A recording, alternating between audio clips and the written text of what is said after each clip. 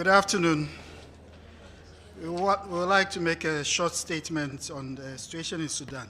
As you are aware, over the weekend, some deadly clashes started between the Sudanese armed forces and the rapid support forces in Sudan and have reached a dangerous level as of today. This could escalate into a full-blown conflict, thereby undermining the stability in Sudan and the progress being made towards a peaceful transition to democracy. The A3, namely Gabon, Mozambique, and Ghana, wish to take this opportunity to express our deep concern about these developments and to strongly condemn the ongoing armed confrontation between the two sides throughout Sudan. We regret the loss of lives among civilians, including international humanitarian workers, and the destruction of property, and wish the injured a speedy recovery. To this end, we wish to reiterate the African Union's call for an immediate ceasefire by the two parties without conditions, in the supreme interest of Sudan and its people, in order to avoid further bloodshed and harm to innocent civilians, to protect civilians, especially women and children, and to provide humanitarian support to civilians caught up in the conflict. We strongly appeal to the Sudanese armed forces and the rapid support forces to swiftly embrace, in the spirit of the Ramadan season, a peaceful solution and inclusive dialogue to resolve their differences as a means to promote stability and respect the wishes of the people of Sudan for restoration of democracy, constitutionalism, rule of law, and freedom. We also appeal to the authorities of Sudan to open up their airspaces to enable the IGAD three-member high-level delegation that has been sent to mediate the process to be able to go there and do so in person. While calling on the Sudan Armed Forces and the RSP to halt all activities, we also strongly reject any external interference that could complicate the ongoing situation in Sudan. On that score, we reiterate our commitment to the respect for the sovereignty, territorial integrity, and independence of the Republic of Sudan.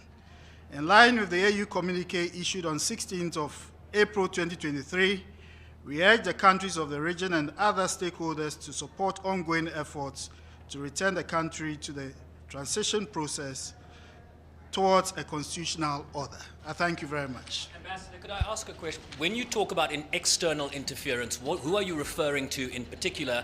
And would you support punitive measures against the generals, given the fact that we are in a years-long transitional process already? Surely now is the time to impose punitive measures against them, not so? The focus and interests of all of us are to ensure that there's a de-escalation. And that is what all of us are urging and supporting the efforts towards, to ensure that the situation is de-escalated. Other matters that are necessary for the Sudanese people themselves to take would be undertaken by them. When we refer to external parties, we refer to all parties external to Sudan. Thank you. Is the Security Council helping? The African Union is engaged. The African Union Peace and Security Council met on Sunday, 16th of April, to discuss this matter and issued a communique.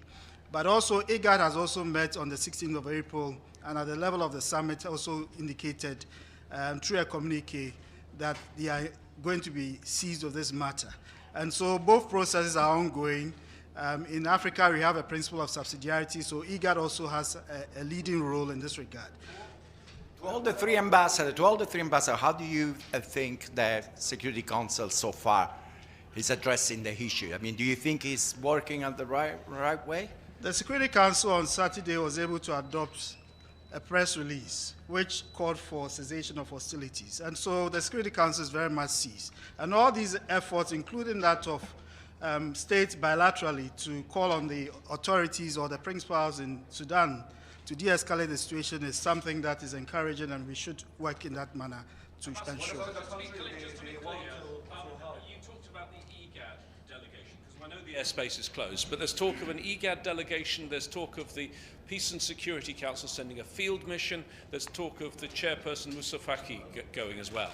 So there seem to be 3 different initiatives. Which one of those is taking, if you get permission to get the airspace open, which one of those happens first? All of those processes are important, and they are coordinated within the African context in the way and manner in which it will be played out. So we are very much comfortable with the different initiatives that are ongoing at the moment.